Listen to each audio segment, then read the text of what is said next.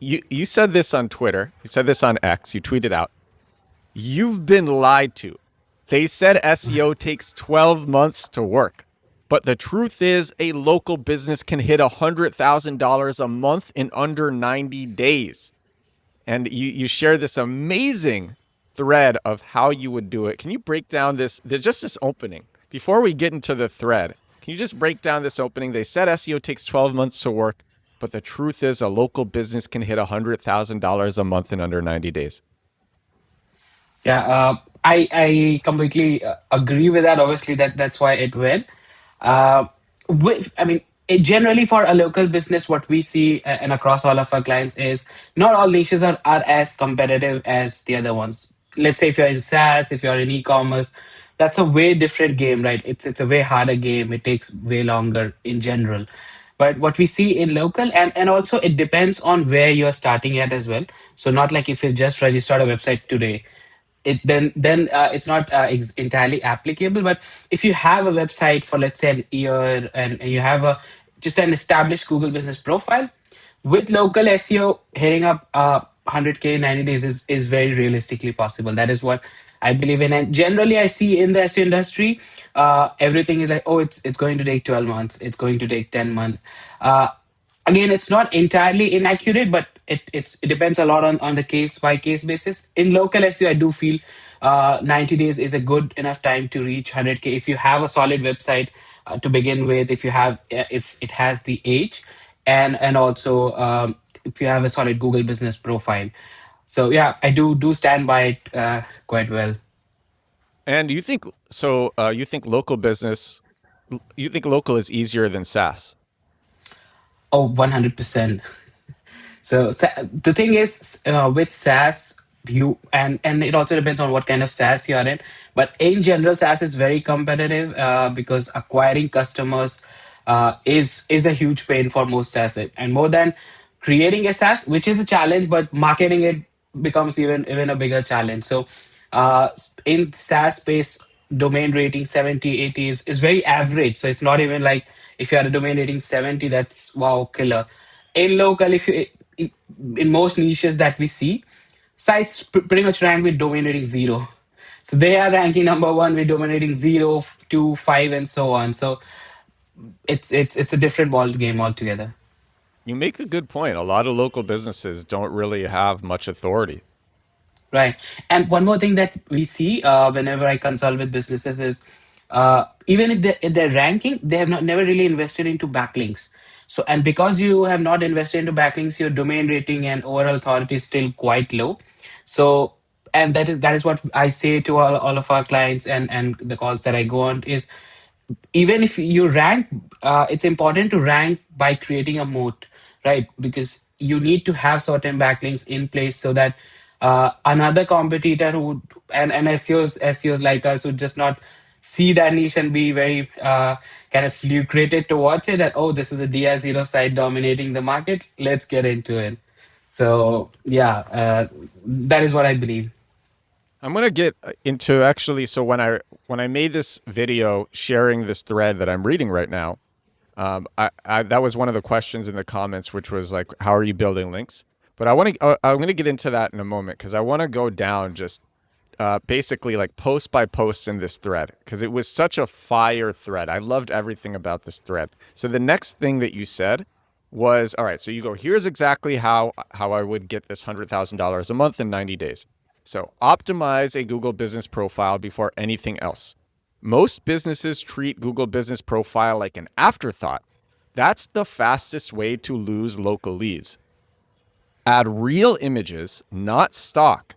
Fill in services, hours, categories. Get 10 plus reviews immediately. Email your past clients. Post weekly updates. Google wants freshness and completeness. Give it both. Man, gosh, you just shared the fire. Like when I'm reading this and I'm just getting hyped. This is such a good thread that you made.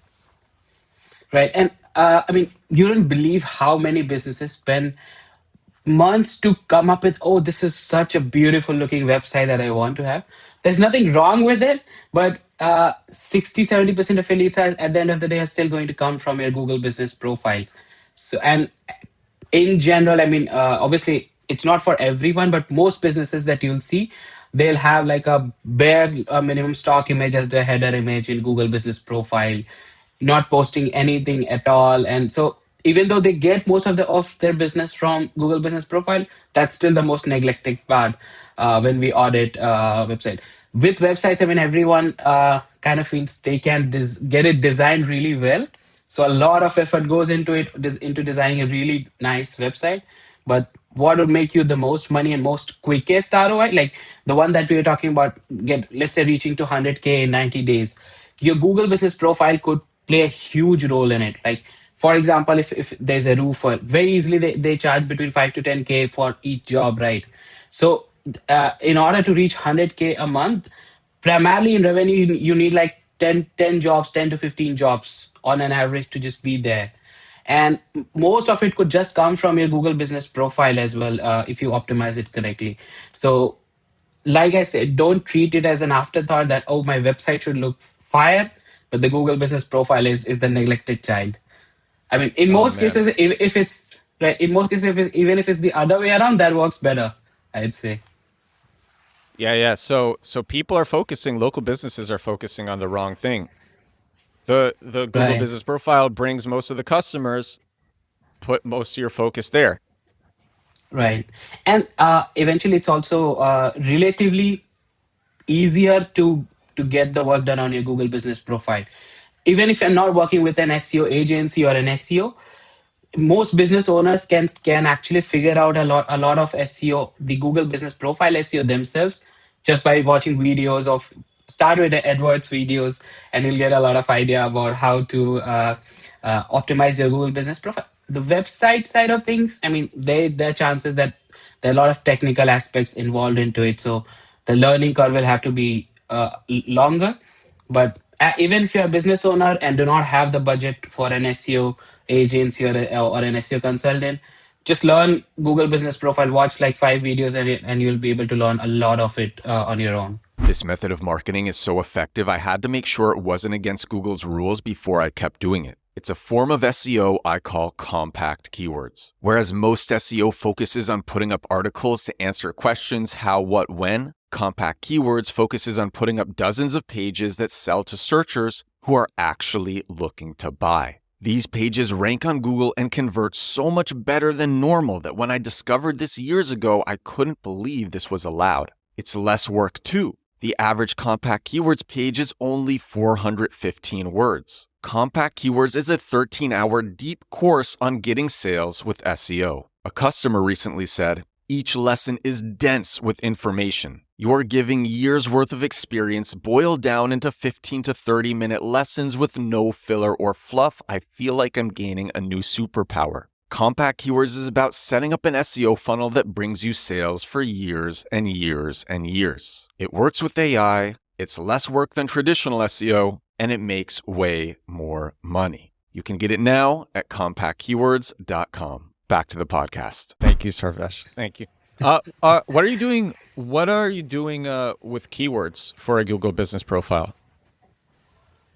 Sorry, can you come again? What are you doing with keywords for a Google Business Profile? How are you using keywords so you're doing keyword research, and then where are you placing keywords?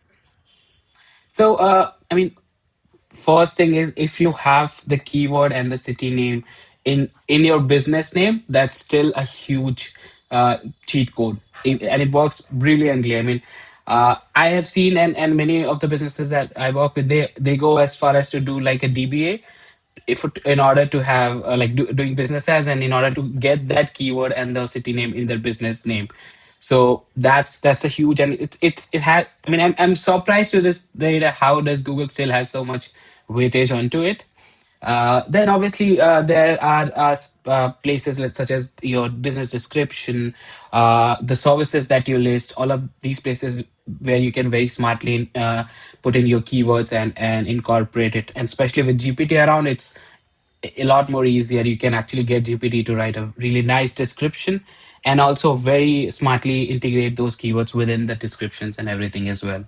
So yeah, these are some of the places primarily. And also sometimes what we do is smartly get those keywords also in the Q&A section. and reviews. I mean, with reviews, obviously, if the customer includes the keyword in their reply, that has a significantly lot more weightage than you replying to that review with the keyword.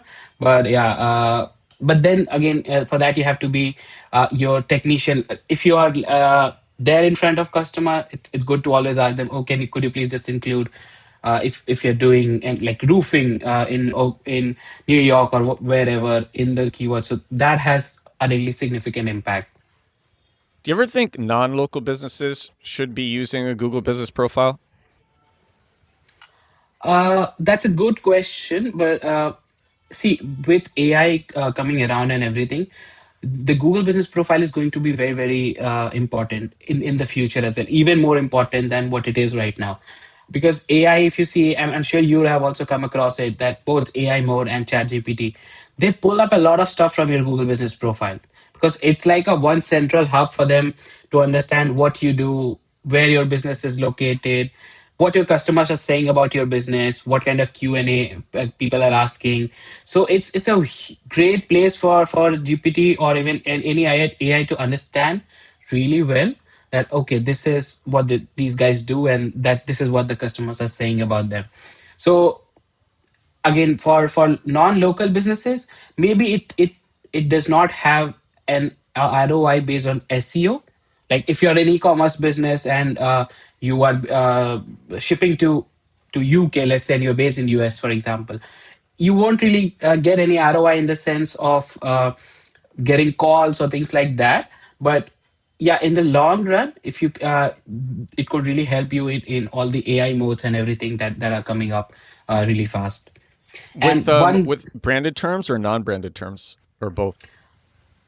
so if you're a non-local business, the non-brand your Google Business Profile won't really rank for non-branded terms. Hmm. Yeah, and I'm taking example of, let's say, SaaS or e-commerce, anything for that matter. Yeah. If someone is looking for let's say iPad cases near me, for example, very very less chance that your customer would be in the same city or in the same vicinity as you, right?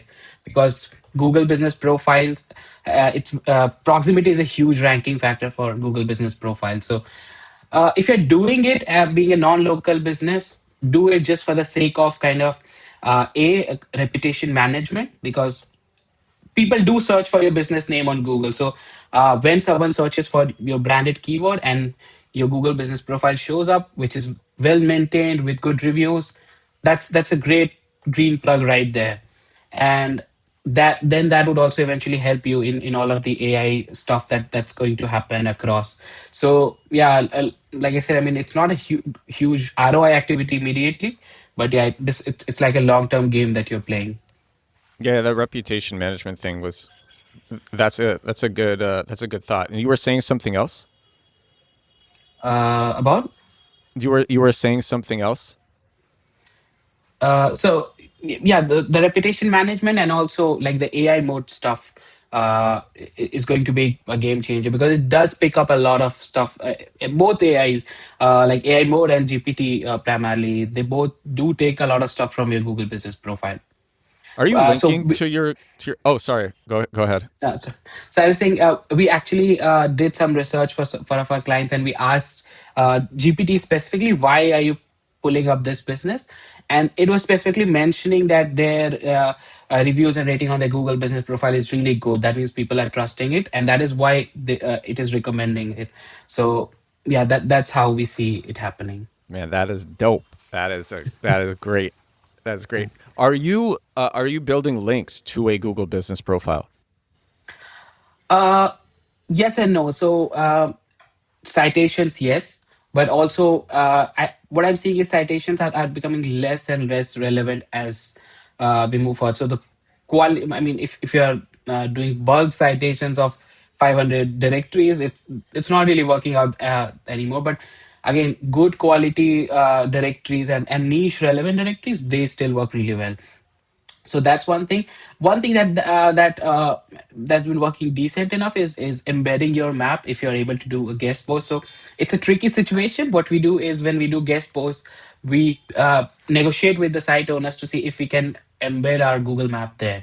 within that page, as okay, check out this business.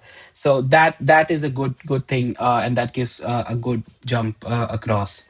Dude, I've had a lot of SEOs on the show, and you are sharing some just very original thinking, like things that I have not heard from other SEOs that I've had on the podcast. So this is, dude, this is amazing. I'm Thank you. like, yeah, and you know, okay, I like, so I want to go into these four bullets because I'm not ready to move off this tweet yet. Can you give me one second? This this first tweet that you said add real images, not stock. Fill in services, hours, categories. Get 10 plus reviews immediately. So you can do that by emailing past clients and post weekly updates. All right. So how about like to you what? You're seeing a lot of businesses just put in stock images into their Google business profile. Okay, and it's a weird thing, but a lot of these business owners, when they come across AI and AI image generation, they get wowed by it. Oh wow, I can just type in and generate an image. So there's one of our clients who would constantly send us his creations. That, oh, look at that. So I won't go into specifics, but he's, let's say he has a van. So he'd always be like, "Oh, I tried this with the image and this prompt and everything." The problem with that is you have to think of it from the customer's point of view. So if I am a customer and I'm searching for, let's say, plumbers near me, and their van looks fake to me, or if I'm searching for an HVAC contractor, and if the van looks AI made to me, that's a red flag right there. So because then I'm thinking two things: A, are these guys legit, or are these guys just like lead selling kind of stuff where they do not actually have proper thing to serve you, and they're just passing on the lead. So always think of it from a customer's perspective. So yeah, a lot of people do, and because since all of these AI generation models have gotten really better, people do try to overuse it for it. And one thing you have to understand is Google is smart enough to understand if it's an AI image, right? So that, and one major thing is, let's say you and I both run a competing business, and both of us are just uploading AI generated images on the Google business profile. Who would win the race? How would Google determine if who between us is actually doing a better job? Then it will rely on signals where, oh, is this an image that is real versus fake? So we would go in that direction eventually. It is going to happen where Google would have to circle back to all of the news signals and real signals from real users. Yeah, and real images just might also get better engagement signals. 100%. So we have one of our roofers client, and what they do is it's brilliant. What they do is, after a job, they take a picture with the customer with their logo. So the person that worked there and the team, and then we upload that onto their Google business profile, and it's a good signal overall. If I am as a customer looking at those pictures, that will be like, okay, these guys do a good job. That is why those customers are taking a picture with them, and they're satisfied, and they're just doing it. Even if they're just giving like a thumbs up, that just Here, let's displays there right there. we're gonna take a picture right now. I'm gonna post it to my Yes, IG. done, done. I'm gonna say this podcast is incredible. It's coming out tomorrow, and I'm super hyped by it because I really am. And that thing that you shared, take pictures with people. All right, wait. Right. Okay, I'm gonna do this. I'm gonna do selfie mode. Yeah, and wait, maybe I can. Oh, or I can do it. I'll do it Maybe like take a screenshot. I'll do it. No, I got it. I got it like this. Yeah. I took like a million. Okay, Oh, it's I'll put it on my story after this. Uh, oh man. And something else that I like about this add real images and not stock is you see this with SaaS as well. Like right. it drives me crazy when SaaS products are putting up bottom of funnel SEO landing pages. So they're putting up landing pages targeting their conversion based terms. And they're using stock photos in the hero above the fold. Stock Right. photos are AI generated photos, and they're not using screenshots of their SaaS. Oh, they're They're actual not using SaaS, right? screenshots. Yeah, it's the same thing. And It, it's very, I mean, especially in the SaaS, it's almost criminal, because the people that are going to use your SaaS, they are generally much smarter than your average audience, right? So, and even in SEO space, even more so, or marketing space or finance space, even more so.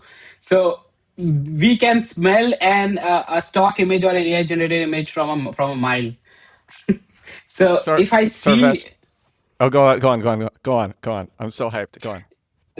right, so if I see something like that, then it's an immediate turn off for me in general. That, but like you said, if I see the actual screenshots of those SaaS, that gives me like, it saves my time, right? I do not have to sign up and do all of that stuff to just see if this interface is going to work for me, or the features that I see there is going to work for me. So it's an immediate either turn on or turn off for me.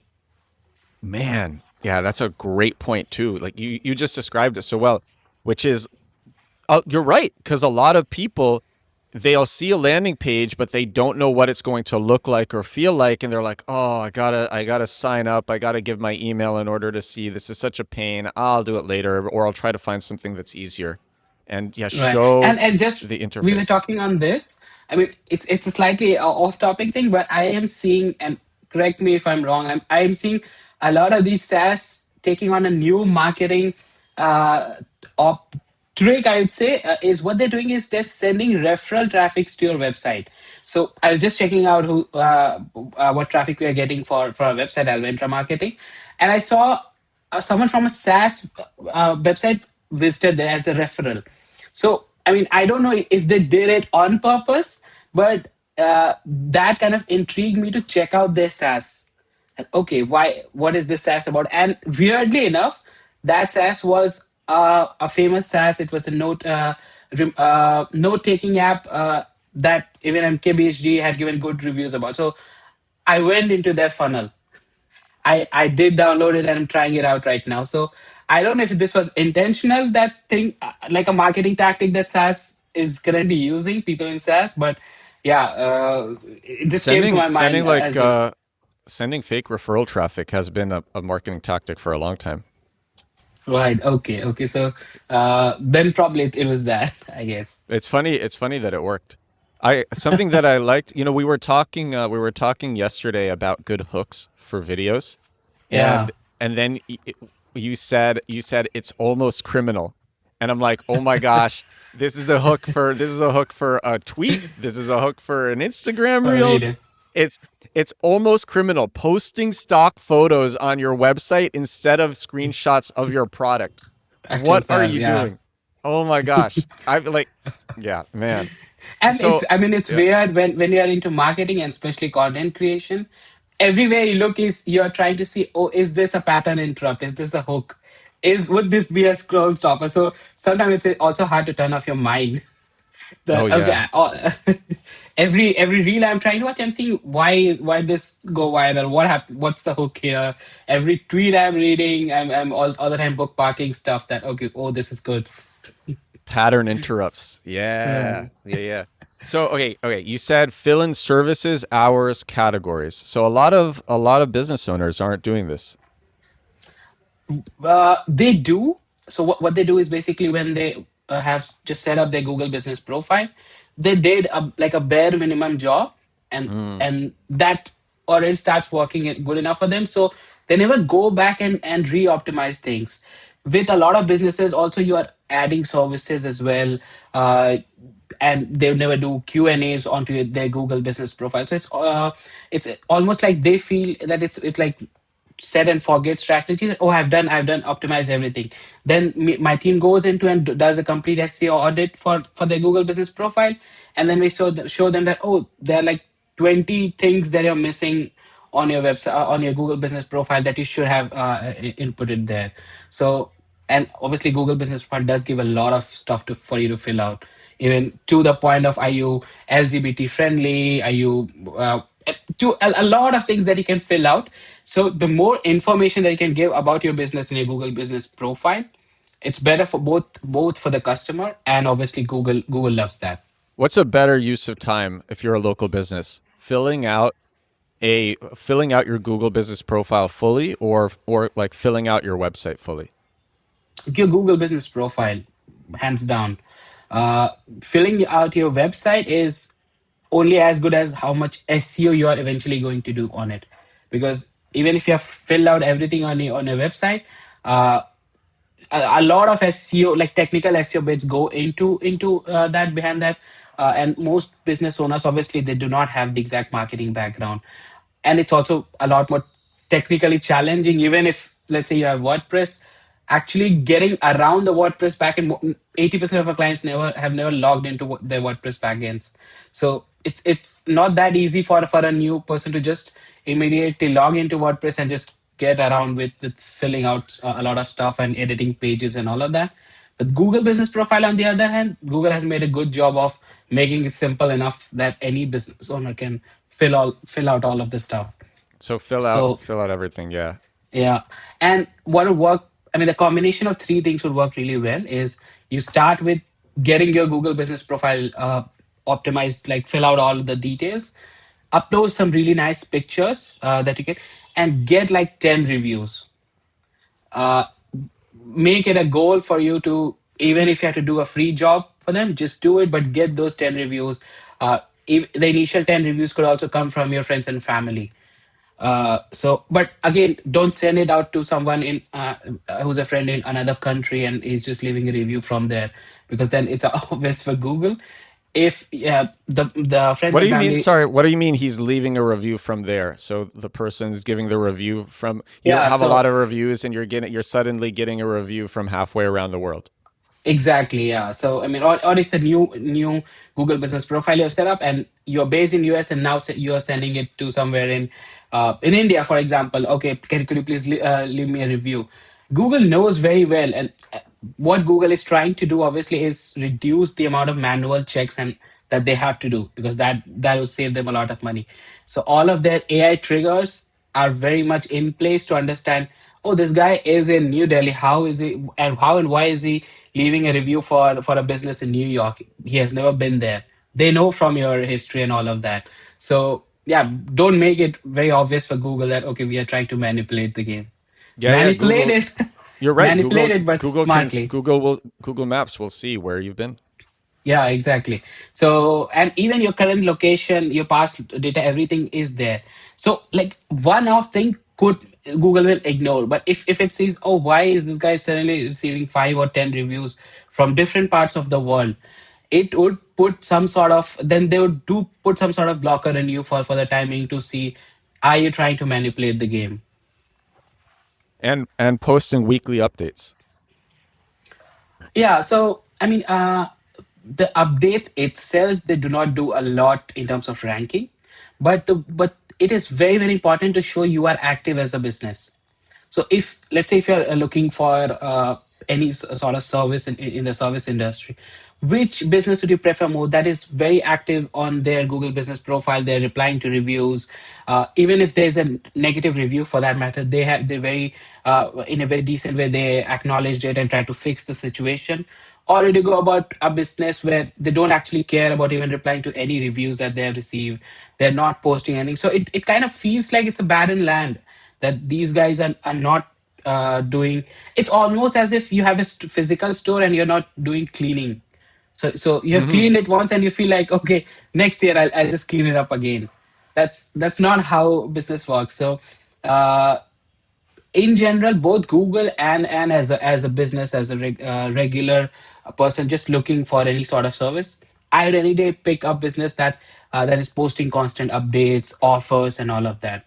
So yeah, that's what I think. Posting, yeah, so posting constant updates, posting, I mean, posting pictures of you and customers, posting jobs that you did, posting new offers, Yeah, posting things right, that you're exactly. And excited about. uh, and reviews as well. So when you receive a good review, what we do is we take that as a screenshot, and very easily you can create like an infographic kind of thing in Canva, and then just post that, and that post could also go to your Facebook, to your Instagram. So when someone is coming onto your Google Business Profile, or they're checking out their social media, a happy review, a good review is always a good thing. So for one of our clients, what we do is they take the pictures with the client after a good job, and they also get the review from them on the Google Business Profile. So put both of them together in one image, and that image could then be posted as an update on your Google business profile, on your Facebook, even on Instagram. So when a new customer is looking whether they should choose you, that becomes a really good indicator for them. Yeah, man, that is you gotta share the positive reviews you get across social media. Put it on your Right. Instagram story. Put it on your TikTok story. Put it everywhere. Don't be afraid like about like oversharing. If you're getting good reviews, you need to be diligent about sharing them. It's Exactly, and yeah, be over vocal. I mean, just yeah, I over to the vocal. point of just being, yeah, being kind of, what do you say, being a show off. If you're Yeah, getting good reviews, why not, why not show it off? yeah. All right, next tweet in this thread. We spent so much time, but that first tweet was just this is why that thread you made did so well because there is so much value packed into every single post in this thread. All right, so the next Right. one is build one single page that prints money, not our services, not welcome to ABC Plumbing, one page that's built to rank and convert. Examples: same day drain cleaning in Denver, or affordable tree removal, Charlotte, North Carolina, or top rated AC repair in Phoenix. Book now. Make it obvious what you do, where, and why they should care. No fluff. Exactly. So if what when most of new businesses that come to us for working with our SEO is they'll have a good website, but they'll have just like that one page of our services. Like if they're a plumber, oh, we do plumbing services. Well, good. Which area do you do it? What are you covering it on your website with the nearby neighborhood cities? So what I generally tell them is any local business related keyword that people are searching for, uh, you'd first obviously see the map pack, which is the 3 pack, but then you'd also see the website listings there. Now the map pack is extremely proximity dependent, right? So are you within like the 15-20 mile radius of the searcher? And those who are, even if you have great SEO, the proximity would still take over, right? But the website part of things, they are not as proximity dependent. So if you are based in one area, but you can, and especially in the case of contractors and service based industry, you can travel to a nearby 10 cities, right? You can go to 10 neighborhoods nearby. So are you creating those, what we call as either service area pages, or in simple terms money pages? Those are the ones that will help you rank in neighborhood areas where your Google business profile cannot, because you're far away from them, but realistically you can still travel to those areas. So it's that is what we say is create a page and structure the page in, especially also the URLs in such a way that it's very obvious for Google, and the Google bot is where you are located and what service you are providing. So all of them, and that is how what we do is we cater all of the neighborhood cities that our clients can go to. And then even if their Google business profile is not ranking there because it's, let's say, 30 miles far, but they can travel to there to solve it, they rank for it, and they get traffic from there. And sometimes you see the map pack and it's the business had a good an optimized Google business profile and it's showing up in the map pack. And then because they're doing good SEO on their site, it's showing up below. So you Right. you kind of you get hit with the brand and then you keep looking and Twice. you see the brand again. Yeah, super strong. Really increases click-through rate. Right, because and this works especially when your other competitors are not especially focusing on the website side of things. So as a regular customer searching for it, the brand recall already is already done within, like, in the first page itself. So they saw you on the Google Maps pack, and then they also saw your, let's say, number one position.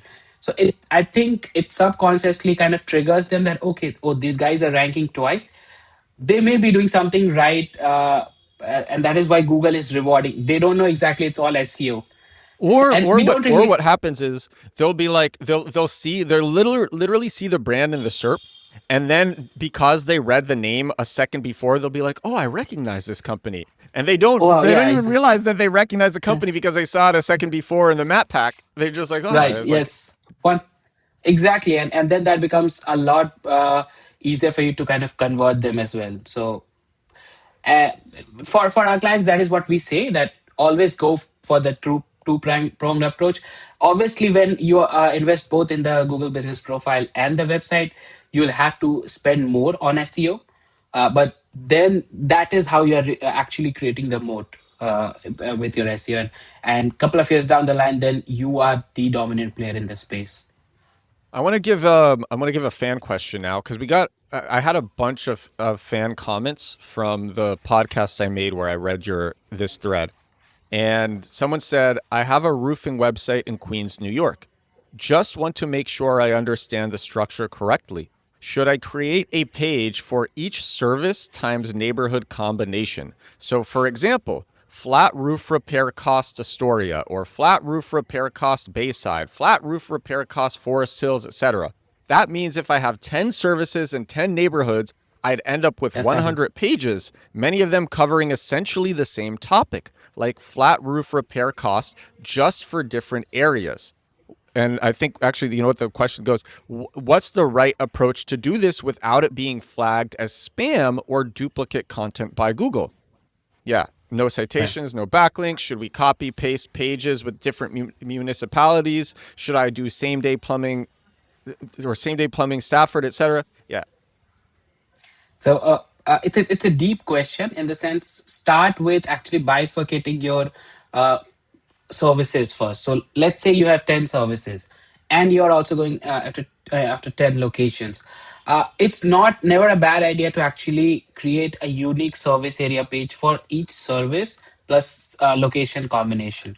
Uh, don't go after creating all of the 100 pages at once and just launching them like you're doing programmatic SEO. Be diligent about it, spread that out across a few months, so that also gives Google time to index everything.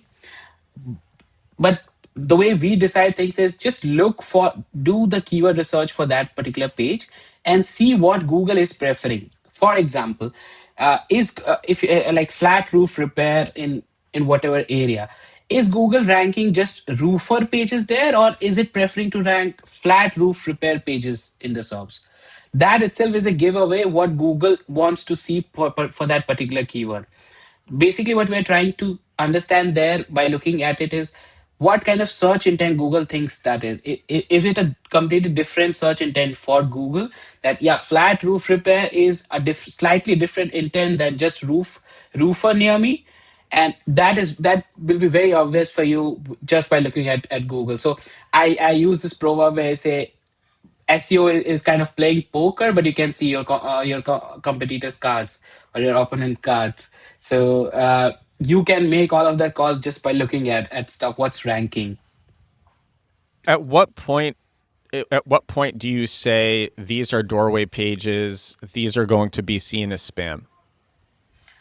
Yeah. So one very good point is just don't go about keeping 90% of the content same on all pages, and you're just changing the city name. Create each page with local intent. Talk about the local stuff there, talk about the geography there, zip codes.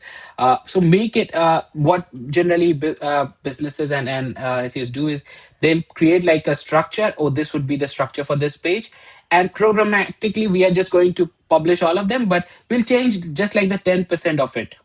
Don't do that. That is very obvious at this day and age that you're trying to game the system programmatically. So uh And Google will actually penalize websites that do this. It's worth saying, exact like, yeah. you can be hit by Google It, if you do this. yeah, you can survive in the short run, but eventually there would be some update that's going to take all of your traffic away. One more thing that you can do to make Well, no, each page Google unique. literally they literally say this in their terms. It's called doorway pages. They're like, Store yeah, page, right? yeah, don't Yeah. do this. And one more thing that you can do to specifically make each location page unique is see if you have reviews from that particular area. That review could be one of your main things on that page. That oh, we had a client from this area. This is what they say about us. So you'll have to think of things that you can uniquely include on each page. It, like you said, it cannot be like that spam tactics where 90% of the page is same for each page and you're just publishing them all at once. That's not going to work. Even if it does work in the short run, you will get penalized sometime. I'll tell you, Sarvesh, something that annoys me about businesses that try to do this, that just try to push out all these doorway pages really fast. It's like if you actually take the time to, and it's not even that much time to make a good local page for a specific area. Again, not that much time, really just has to be like 400 words and mention things that are specific to that area. What the homes look like, how the homes are different from other areas, like the what the events are like in the area. Like you said, reviews from people in the area. But take the time to make a good specific page.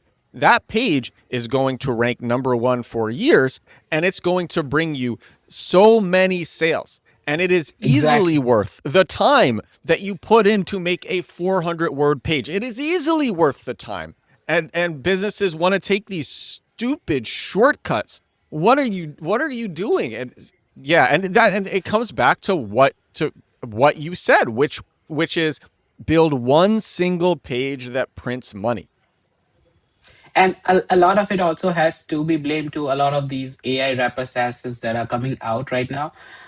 They say, oh, you can just give us the keyword and we'll put together all of the pages for you very quickly. But you have to understand it's going to be very challenging for GPT to come out with really unique content without actually prompting it that well. So as a business owner, you think, oh well, it can just publish 100 pages for me in one day.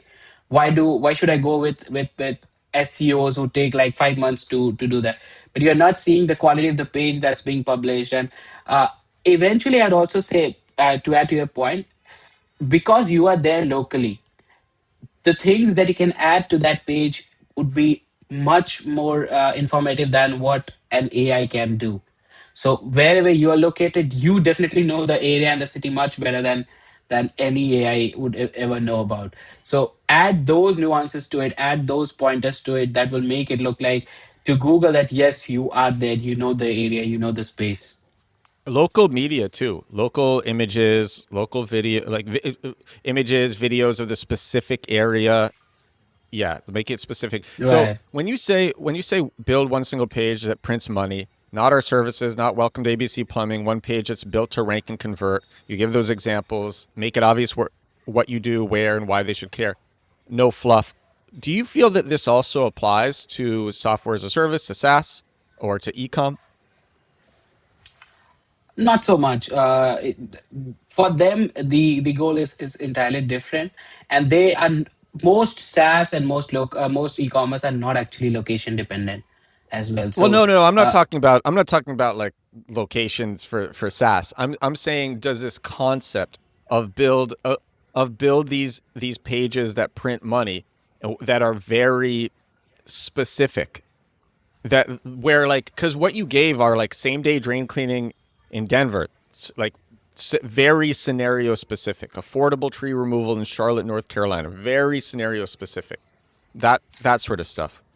and that is a very spot on, because if you have to learn how to write a good page that converts, look at these bigger SaaS, because they have so much marketing budget and they're the best people to create and craft those pages, right? So see how they, and I mean, maybe manipulation is not the right word, but see how they actually try to make that sale there. How, what kind of content they're putting into once you are landing on their page. How are they psychologically kind of moving you towards the sale?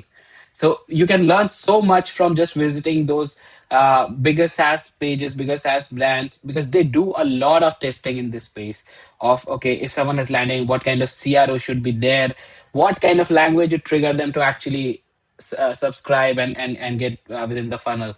So yeah, that's a really good point to look at that. And e-commerce, I would say, in most cases is more visual than SaaS or anything for that matter, because when you're trying to buy something, how it looks and what in most cases, obviously there are exceptions, but that also matters really well. So one thing that can be learned from there is how they're how well they're presenting their page, and the products on the page. What sort of money pages should SaaS companies and ecom companies make? What sort of? Sorry, you What cut off sort there. of money? What sort of money pages? Like you said, so like for local, build one single page that prints money, and you gave examples. So what does it look like for a SaaS? What does it look like for ecom? So for SaaS, what the money pages that you can say for them is go very specific for a use case. Like for example, note taking app for students, that's one bit. But note taking app for medical students, that's another very niche audience that you're going after. The notes taking app for maybe a BTech student or an MS student, even to the point of note taking app for students in XYZ college. I mean, bigger universities where there's time for it. These would be called as money pages. And if I was a SaaS that has a good SaaS, but we're starting with SEO, I cannot compete with just note taking apps keyword, right? Because all of the other SaaS would be there. And even Apple itself would be ranking there with a few apps that are there on the App Store. So going after these in a very strategic manner where you're catering to a smaller audience, it will be much easier for you to rank for those. Obviously, you have to do your due diligence in terms of SEO, but the longer tail the keyword is, the higher your chances of ranking for them. So these would be what I call like money page for SaaS. And And they're very and intent I, driven. Like what you just very described, note taking app for medical students. First of all, the people who are there's not going to be many businesses that are targeting exactly that. And you target that, you show above the fold that you do that, and someone is going to be like, this is exactly what I was looking for. This is what I put into Google, and someone targeted this exactly. Perfect. right, exactly. And so then the chances of them converting is actually a lot more higher as well. So for example, even for us, if someone is creating a note taking app for founders, or note taking app for marketers, and that versus a note taking app for SEOs, I mean, the SEO one would immediately be more kind of apt for you. You feel more connected there than just a CEO, because there could be so many variety and types of things that a CEO would look into. So the more niche you go there, A, your chances of ranking through SEO skyrockets, and B, the conversion rate would also be better. And C, with if you do that, you start showing a lot more often into chat GPT and AI mode, because you when someone is prompting there, and in most cases they're logged into their GPT account, Google GPT and Google already know that what you do. In most cases they have a very good understanding of from the data that you have. So if they know, and you're all the time asking them question about medical stuff, and you're just even if you're just asking them what should be a good note taking app for me, they know what you do. So and then if you have very hyper pages on your website specifically talking about why this app is good for medical students, and you have backlinks concerning that, then it becomes a lot more easier for any AI to then recommend you.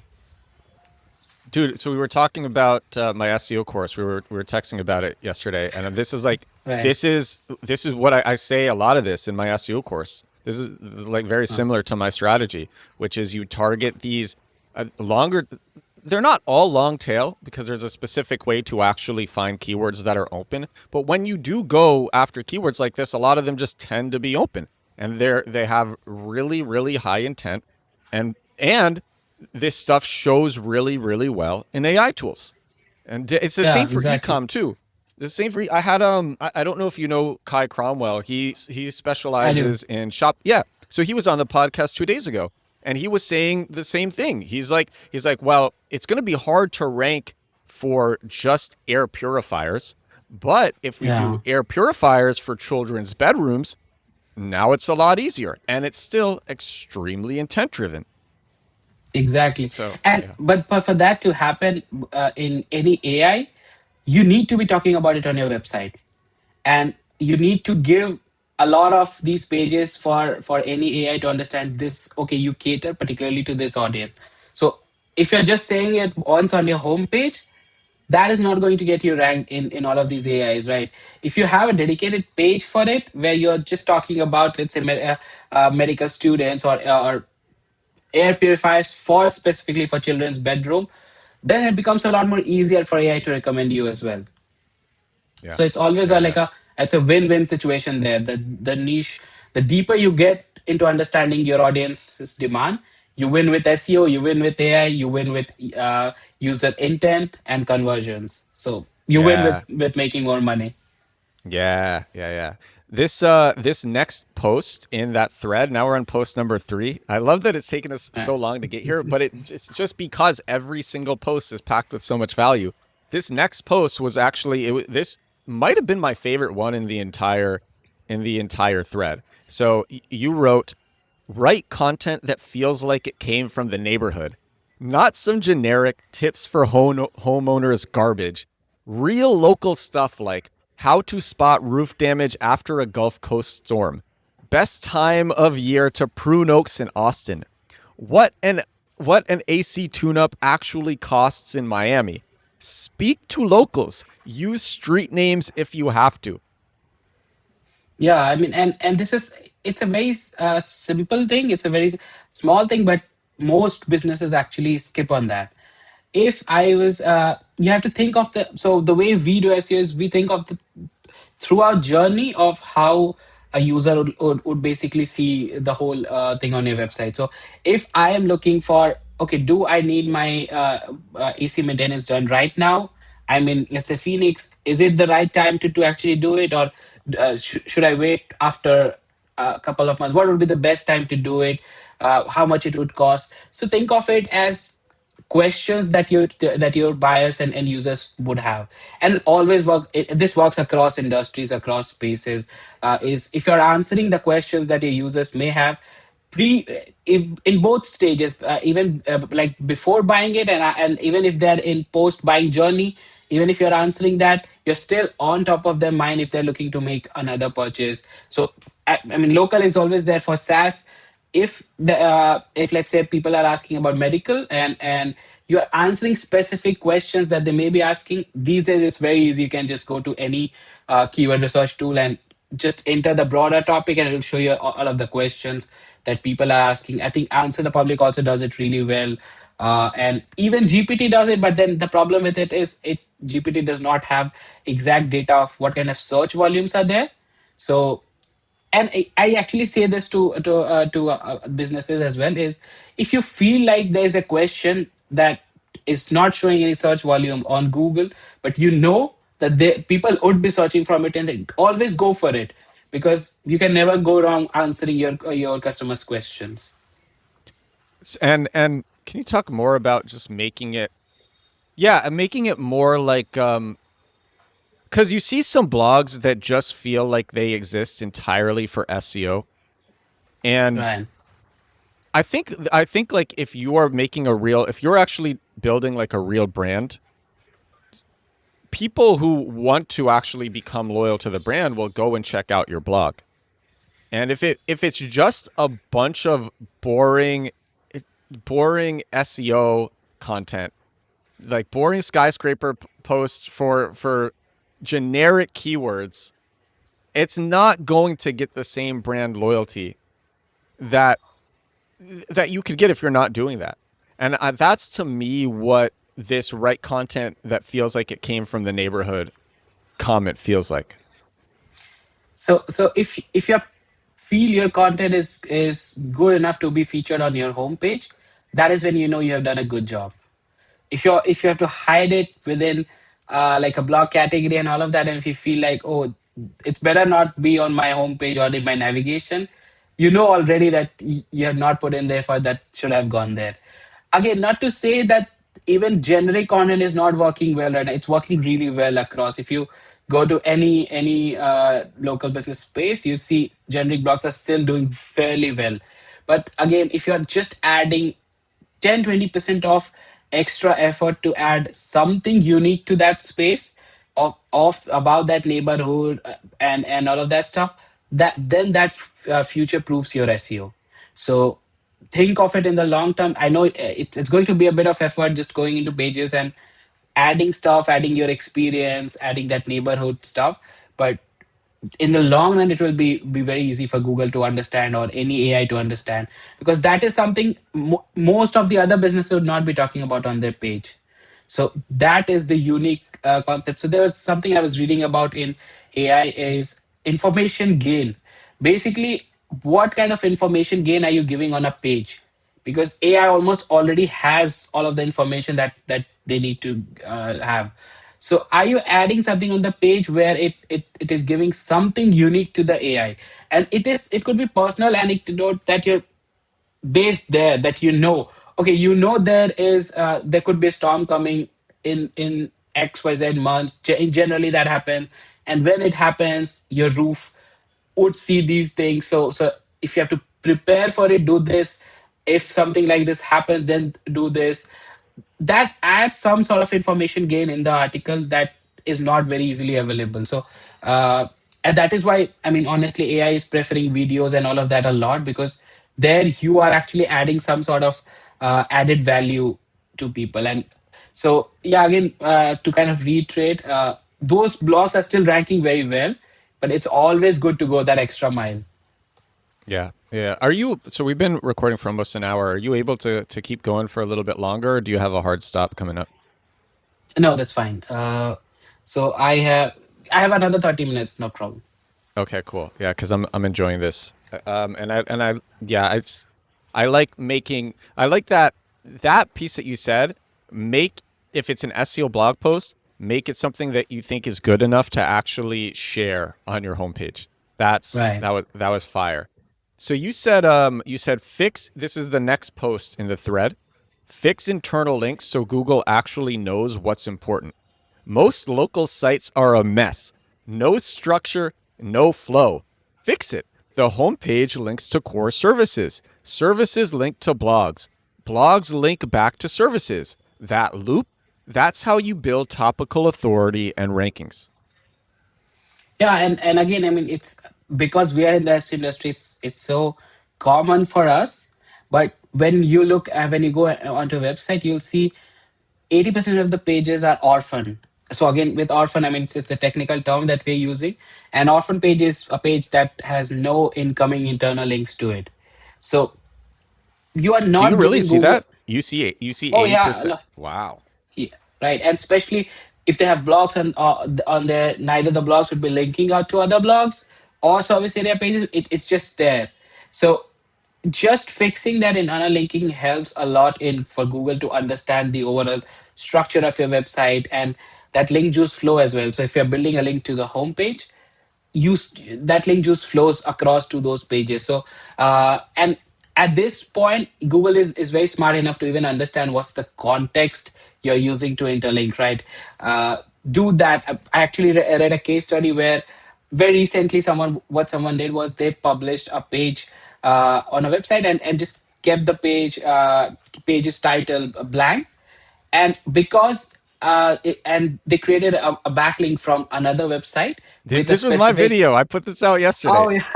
Yes, okay, brilliant. Yes, so I forgot very much, but great. Yeah, that was great stuff. So you saw that, right? I mean, Google picked up that anchor text.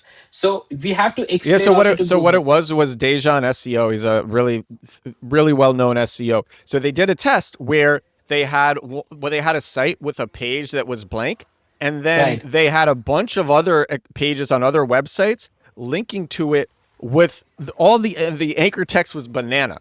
And the right. page wasn't even about bananas. It wasn't about bananas. But Google showed the page title in the SERPs as banana because all the anchor text from the other sites were linking to this page. Right. And I mean, it's so it kind of also made me wonder, we are progressing ahead, but are we also looping in? So is Google getting smarter and dumber at the same time? A lot of people would say yes to that. Right. So Yeah. yeah, to kind of answer the question, that internal linking, and if you do it in a strategic way, it is a game changer still. And again, anything that I say with local is you have to understand 90% of your competitors are not doing anything. In most, I mean, obviously, if you skip some of the very competitive industries, if you're targeting a smaller region, and you're based in a smaller region, most of your competitors would not have even a basic website done well. So if you just do the basics right, you are already in a different league of your own. So that is what that's how we look at things when we do SEO. So you said, and I want to know. I'm going to read this again. This the structure, and I want to know if this if you change this at all for SaaS or for ecom. Yeah, so how what it looks like for local, for SaaS, for ecom, and you said homepage links to core services, services link to blogs, and then blogs link back to services. Yeah, it's mostly true in every space. Except, I mean, for e-commerce, I wouldn't really say you should link out from your collection pages to your blogs. It should be rather the other way around, where your blogs act as the supporting content for your collection pages. But again, at the end of the day, internal links has to be also think of in a logical manner. So let's say you have a collection page, but if you feel that okay, this could be a question that your customers may have, like for example, I mean, air purifiers. If you're selling air purifiers for children bedroom, for example, you may have a question that up till what age of children could this be useful, right? So if you feel it's a very relevant thing, just go ahead and interlink it. It's always going to help you out in any ways. Now, when I say this, I mean a lot of business owners would just go like randomly interlinking 15 pages from one page. Don't do that. Be smart about it, strategic about it. Just as a general rule of thumb, add 3 to 4 internal links per page, and not just go overboard with it and sound spammy to Google that you are just trying to interlink anything and everything on the page. Actually, you wrote at the end of the thread, you said, so the exact internal linking structure, every page links to the home page, relevant service pages, top blogs slash resources, use keyword rich anchors naturally. This helps rankings faster than most people think. And this is absolutely correct, that it helps, actually helps ranking a lot faster than people think. So from outside it may sound like, oh, it's just internaling, what is going to do. But we have run single variable tests where which just by adding internal links to that particular new page that we have created, the test was, we were not seeing a lot of visibility on that page. It was a new page that was published. So we waited for a month, and then we went back and added a lot of internal links from relevant pages to this page. And in the next about 6 7 days, its visibility and everything in Search Console just shoot up. So it was like a clear eye opener for us, backed with the data, that yes, this works. It's not just a random thing. And again, if you think from Google's perspective, it helped Google understand the context of the page a lot. And links, I mean, obviously backlinks and external links are the core of Google's algorithm, but an internal link also is a link that helps them understand eventually what the page is about. So we saw that firsthand, and since then we've never stopped with it. Yeah, exactly. It's clear signals to Google with two signals, which is how many internal links are going to this page, to this URL, and then also how many clicks does it take to get to this page from the homepage. Yeah, click depth, I think it is called, right? Yeah, click depth. Crawl depth or click depth, something on those lines. Both. Yeah. Yeah, and it does really matter. And also one thing, I mean, that also we have seen mattering is, and Google would never kind of agree to that, but I think there were leaked documents that did show that Google is using Chrome's data to see how people are interacting with your page, what kind of overall user experience there is. Chrome data. So Yeah. that, Yeah. yeah. That was in the API leak last year. Yeah, exactly. Yes. So, and if you ask Google to kind of just tell about it, I'm sure they would pretty much say, "Oh, we don't really use Chrome data No. for that." Actually, I think they actually admitted to it in some court filings. Oh, wow. Okay, that's Yeah. good. That we do use But Chrome. yeah. So they use Chrome data. They look at long clicks versus short clicks. They look at how many clicks a page is getting versus other pages in the SERPs. All sorts of things. Right. And one more thing is that I've seen across when we audit businesses is, you'd see 80, they have so many pages, but 90% of their pages are not even ranking for a single keyword. So from Google's perspective, also you have to think that they see the website as a whole, right? They're not seeing a website on a page by page level basis. So if 90% of your website is dead log for them, for it's a clear signal for them that maybe this is not the best search result we should be pushing, right? So whenever we start with any new SEO project, content pruning is also something that we very religiously look into. Is that a lot of these page what and to answer your question, a lot of the businesses, what they do is they'll have like a marketing manager or someone who just randomly do blogging on the website of what they feel should be like a question, or what should be a topic, and has no rhyme and reason, and the But the thing quality. is, I got it. But I got to ask you, how do you balance between user experience and branding versus when you're doing a content prune? How do you balance between user experience and branding versus SEO? Because So yeah, some content might not be ranking, but actually for people who care about the brand, it could still be very valuable. yeah, I agree. And in that case, you have to strike a very logical balance manually, because then you just cannot go randomly by data that, okay, 90% of the pages are not getting traffic. You have to actually manually check each page whether this serves any purpose at all. If it serves a branding purpose, that's also great. If it serves an SEO purpose, that's also great. But if it's doing neither of them, then let's say if you have talked about like a fair that your team went into 5 years ago, and that's a blog, and it's eventually not serving any purpose from this point onwards, right? So you'll have to take a call on that on a page by page level basis, that whether or not this page needs to be there anymore. Yeah, or like the marketing manager put in some SEO plugin and created all these category and tag pages just automatically, Well, and they're still in there. yeah, you wouldn't believe.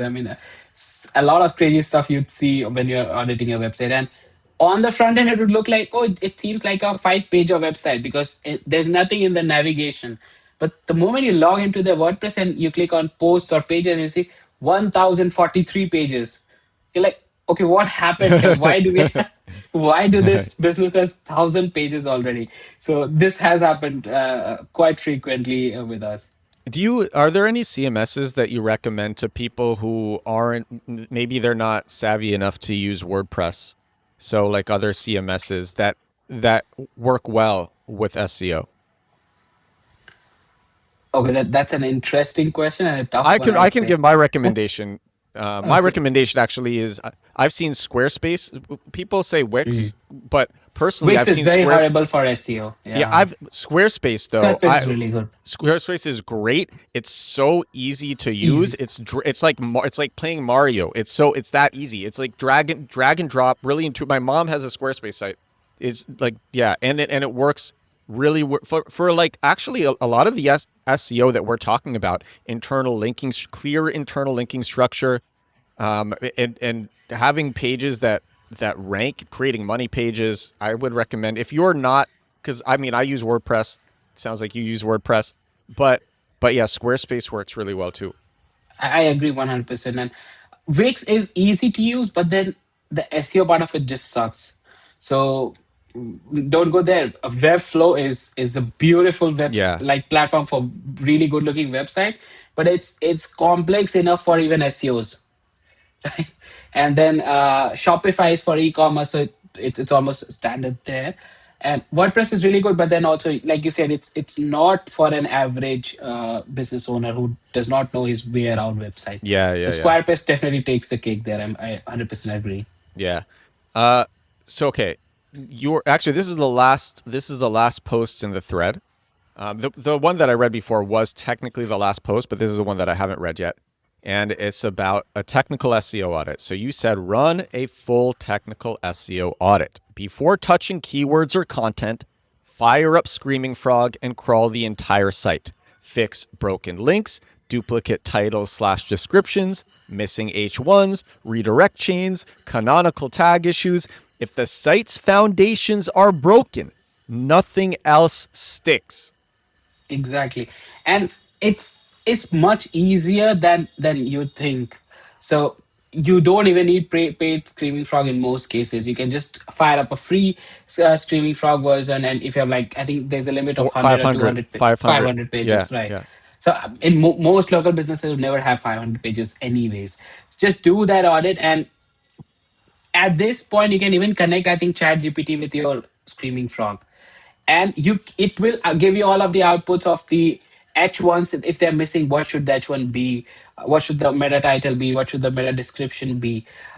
So again, I've not said this would work brilliantly in very competitive spaces, especially SaaS or e-commerce, but for local, you would not believe what kind of results we get from just doing these.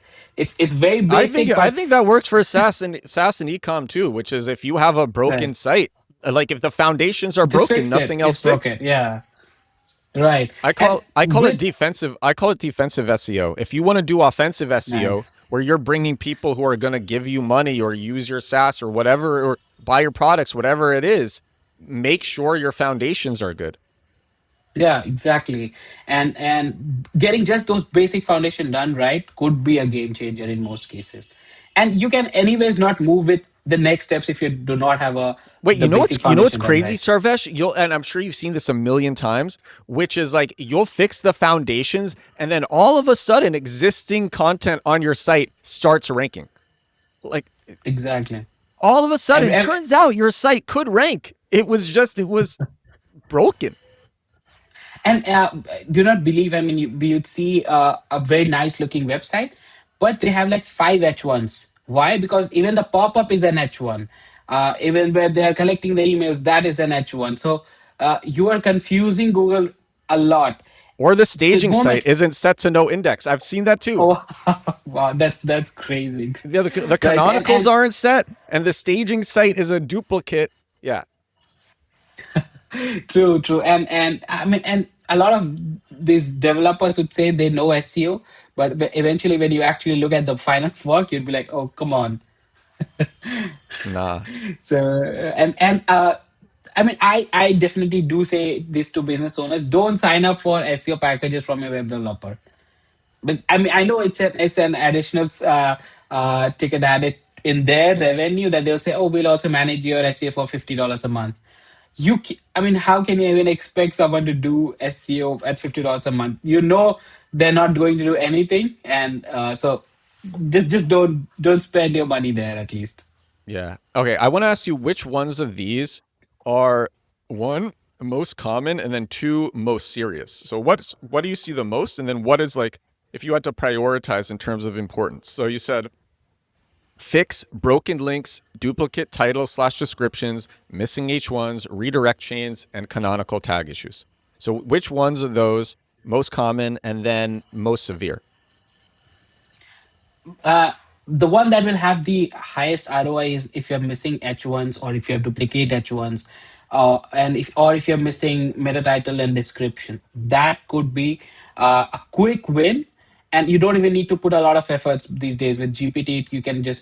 It can just generate and give it to you, and all you need to do is put in there. That will have the highest impact. Broken links, on the other hand, you'd see less on if let's say if you have a local business that has like 10 pages, how many broken links there could realistically be.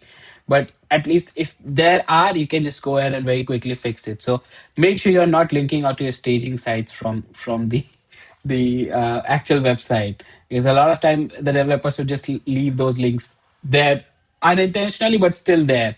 So that canonical and all of these, I mean, they are very important in e-commerce side of things, but not so much in local. So I'd say start with at least where your head H1s are missing, or if you have duplicate H1s, and where your meta title and descriptions are missing. If you just fix that, that would be a really good starting point for your SEO campaign. Yeah, yeah. The last thing that I want to ask is so that thread again that was amazing, but the one feedback in the comments was how is he building links? That's what people that was one of the things that people wanted to know. How are you because there wasn't I don't think there was really much in this thread about how you build links. So, how does Sarvesh build links? How do you do it for local? How do you do it for SaaS? And how do you do it for ecom? Right. So I have many threads on my Twitter where I specifically also talk about links in detail as well. But just to give you a gist, for local backlinks work really well. like your local chamber of commerce, if you can donate to college or sponsor something, these links work really well. The only problem is the same links your competitors can get very easily as well. So if you join chamber of commerce and you are getting a link from there, your competitor could also just basically join chamber of commerce and get that link, right? So to create a moat, it's important you which is what we do, is go into guest posts, high quality guest posts. These are the links that move the needle the most. They and When we do guest post, we the way we structure it is add that local relevance within that article. So talk about that city, that neighborhood that you're wanting to rank, and maybe structure the article in a way. And one great additional benefit that we are seeing is, if you do a listicle like best roofers in New York and you are number one, and you do this on like five good sites, AI will just mindlessly pick you every time, because you're giving because it's getting validation from five different sources on the internet that is saying you are number one. So it's also a way of kind of manipulating the AI side of things that we do. So just that one backlink does so many roles. It helps your website get more domain rating authority, helps you rank for more keywords, also helps you in the AI side of things, and if anything anywhere that you need that link juice to flow, you can then internally can and pass it across. So, and for relevance, local links, like I said, work really well, but it's not going to be your USP, because if you can get those links, your competitors can as well. How are you getting guest posts? So yeah, mostly what we do is we do outreach in your shoulder niches. So if it's like a home service contractor, look for sites that talk about home related stuff and all of that. And we are very stringent about the quality of the site. So at the minimum metrics, and it's again SEO jargon that I'm throwing for your audience, but we go for at least domain rating 40 plus, and they must be getting at least 2,000 monthly organic search traffic. So I read somewhere, and correct me if I'm wrong, that less than 5% of the site on the whole internet get any traffic from Google whatsoever. So if you are very stringent with the metrics that you do, and obviously you are avoiding link farms, you will get a lot of link juice out of from that. So yeah, that is what we go. We do outreach ourselves for most of the links, and when you be in the game for long enough, you get a lot of opportunities and everything your way. So that's what we What do you do. mean? What do you Guest mean post. by when you've been in? What do you mean by when you've been in the game long enough? You get a lot of opportunities for guest posts.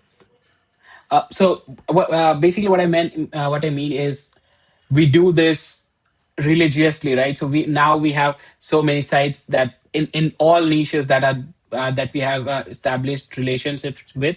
So that helps us in getting links even from their high traffic pages, what we call link insertions and all of that. So that helps there. And then you have like a good database of sites and stuff that you can get links from. So that really helps.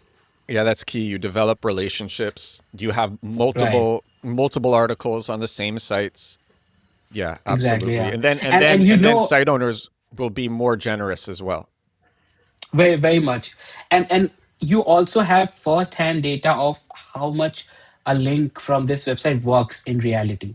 So let's say I bought a link from your website to one of my clients, and I saw that, okay, this link actually really helped.